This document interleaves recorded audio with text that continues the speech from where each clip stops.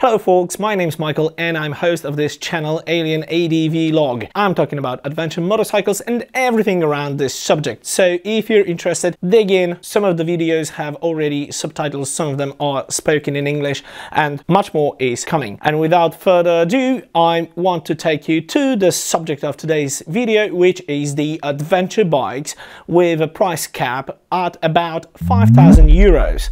So if you're looking for something in this price, stay with me. So within the 5,000 euros, we've got tons and tons of options.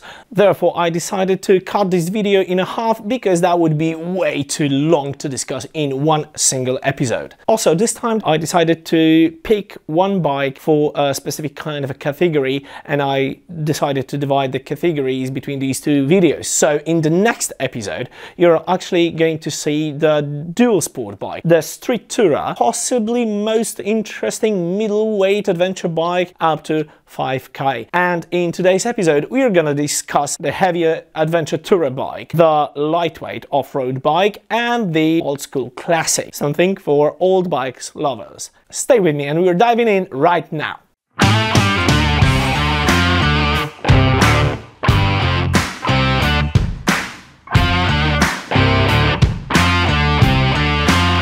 So one German guy once said that this is the last boxer engine powered bike that it is better to have than have not. And of course we're talking about BMW R1150GS. Many of you might know it. It's a absolutely cult tank from Germany, from BMW, and also the BMW R1150GS was super important in long way round series with Ewan McGregor and the other guy, obviously, which by the way happened only because the KTM didn't agree to give them their bikes, because initially they wanted the KTM, not the Beamer. So what have we got here? The 1150GS appeared on the market in 1998 and stayed there until 2004. It is powered obviously by an oil-cooled, air-cooled engine, and that's a boxer of 1130cc that gives us approximately about 85 horsepower and 98 newton meters of torque. That makes it maybe not most exciting but quite pleasant to ride on a long run. As of numbers, the bike obviously is quite big, so the weight goes around 249 kilograms, and the seat height at about 84 centimeters is quite average height, and even not especially tall people can bear that bike if you're not only scared of the weight. The bike obviously has a telelever, and suspension travel is not maybe super exciting if we spoke about the modern enduros, because that's only like 200 and 190 millimeters, but it fits exactly perfectly into big and heavy adventure tourer. Also, what's helpful is the 30-liter fuel tank that with average consumption of 5.5 liters per 100 kilometers gives you a solid range on a single tank, so you don't have to stop too often, which is quite a ride as the bike is really comfortable and doesn't really tend to break down at all. If you want to go on a long ride, long adventure ride, of course you have to take tons of equipment, and it doesn't surprise the bike at all. It can easily bear anything from 450 kilos plus on its back. Massive, massive. So does the bike have any disadvantages? Well, despite being ugly, and BMW, no, that's a joke. Well, the only thing that seems to be problematic is the clutch itself, and there are various problems from burnt clutch to leaks from the hydraulic control system. So I would highly recommend you to check on the clutch in the first place. Also, some tend to say that the frame and the front forks seem to be a little bit vulnerable, so in terms of any accident history, that might be quite useful to check the geometry of the whole bike if it's all right. The pricing, you can find them anywhere between 3 grand and about even 6 for a super mint condition. Still worth it. Right, of course it wouldn't make any sense in this kind of a video if I only pointed one single bike for each category. So there are going to be honorable mentions, and in this category I wish to mention 3 other bikes, one of which is Suzuki DL1000, also known as V-Strom. The first generations can be significantly cheaper still worthy. And sometimes if you wish to add a little bit more money, you can grab the second generation from 2014 and onwards. And I have ridden and test ridden one of them, and you can see it right here. Another one is Aprilia Caponord. So that's a little bit more street oriented than off-road, a little bit more of comfort and Italy with everything that comes with it. But some prefer Italian girls than German boys, if you know what I mean. Last but not least, not quite in heavy bikes, however, it sort of fits here. That's the Benelli TRK 502X, which is already quite well known and established in Europe. It was the best-selling adventure bike in Italy last year. Might be worth checking out, especially that you might be able to put your hands on significantly newer bike than the others within the same price cap. Right, so let's dive into the second category. That's gonna be a lightweight enduro bike. Well, I don't mean exactly enduro because we're within the adventure sort of universe, but anyway, here it is, Yamaha TT 600. Well, lots of you guys are running away from overweight adventure bikes because you want more off-road fun, and here we are with Yamaha. The bike has the rally origin, it's super bulletproof, it's lightweight, it's got good suspension, and it's as simple as it can be. It's as simple as a fucking rock. So we've got nearly 600cc single-cylinder air-cooled engine that provides us with only 43 horsepower and 48 Nm torque. However, for such light bike, because it weighs only 140 kilos, it is absolutely enough for having some good fun, and you're still able to dig it from wherever you're stuck, basically on your own, at most cases. The bike is basically a bulletproof, everywhere, wherever go adventure bike. It's perfect for green laning, it's perfect for short rides to have fun and also go somewhere camping, carrying some luggage, so it's not a pure enduro. However, speaking about it, the manufacturer was producing the TT600 from mid-80s to like 2005.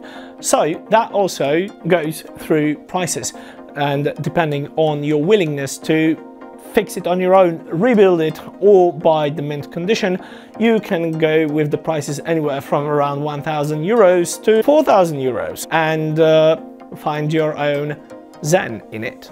Just a reminder, if you are getting value out of this video, please smash that like button and consider subscribing to this channel, because since now there's going to be more and more also English spoken content coming up in this channel around the adventure bike subject. So I hope you enjoy, and we're going back to our main subject. As well as the last time, now honorable mention again. This time I want to point out the KTM EXC 525. Well, if you need more hardcore fun and less comfort, and you don't mind going and visiting your local garage, well, you should definitely check out the orange. Third category for today, and that's surprising for me because that's the BMW again. Yeah, I don't know what's going on. Anyway, we're talking about officially the ugliest adventure bike of all times, which obviously is BMW R1150GS. Predecessor of 1150 is, which is hardly to believe, even more ugly than his successor. However, it's as bulletproof and as trustworthy bike as it can be. Fun fact, 1150GS is the first ever big GS from BMW to come with the telelever, which is their well-known revolutionary front suspension system that provides the bike from diving while braking. That's a cool fun fact, but the 1150GS already has it, which is a massive advantage. 1150GS was out there since 1994 until 1999, and we had the, of course, oil air-cooled boxer engine that provided us with 80 horsepower. Nice and smooth. As well as his successor, the 1150, we've got pretty much the same measures, so the bike weighs about 243 kilograms, with the seat height at about 84 to 86 centimeters adjustable. Quite a big, fairly big fuel tank, 24 liters, that provides us with a sensible range. Can you go fast on it? Well, if you consider 195 kilometers an hour fast, then yes. Well, the bike obviously is built for long-range travel adventure riding, so it's capable both of dodging sensible off-road obstacles, as well as long road parts where you have to just deliver your ass to the new destination point in another country. Right, everything has some flaws, so does the BMW 1100GS, and the most reported thing were the injection system. So I recommend checking on that, and sometimes it needs replacement. All the rest of it is mostly caused by you, the users, because you use the bike in a wrong way and you just destroy it. A massive advantage in the bike though is the braking system, because not only we've got the Brembo on board, but also we have to think about it, it's mid-90s and we've got ABS system and we can switch it off as well, mid-90s. The prices, you can get your bargain for about 1,000 euros, probably most likely 1,500 euros. That's gonna be like a starting point for the most worn and not very best looking ones. If you want to spend a little bit more, like 3 or 4 grand on it, you will find a mint condition GS 1100. That's a future classic, despite how ugly it is. And here we are, honorable mentions for the classic adventure bike, and I can't tell you how deep this well is. I mean, we're digging into 90s and possibly maybe even 80s, which is full of Paris Dakar classics, and we have to mention the Honda Africa Twin 750, the XRV 750, as well as Super Tenere 750. So the Super Tenere was, by the way, mentioned by me some time ago with the half of this price cap video that you can see here. I'll make sure that it's got at least English subtitles because it's in Polish, but anyway, Africa Twin, however, well, it's a little bit too expensive to put it in, like, let's say 2 grand price cap. It's a little bit too cheap to put it in a 5 grand cap, because you can obviously take newer and better bike for the 5K. Everyone said probably, possibly, absolutely everything about the Africa Twin XRV 750, so I thought the GS 1100 will be way more interesting. Thank you very much for watching. If you have been here for the first time, my name's Michael, and on this channel I'm talking about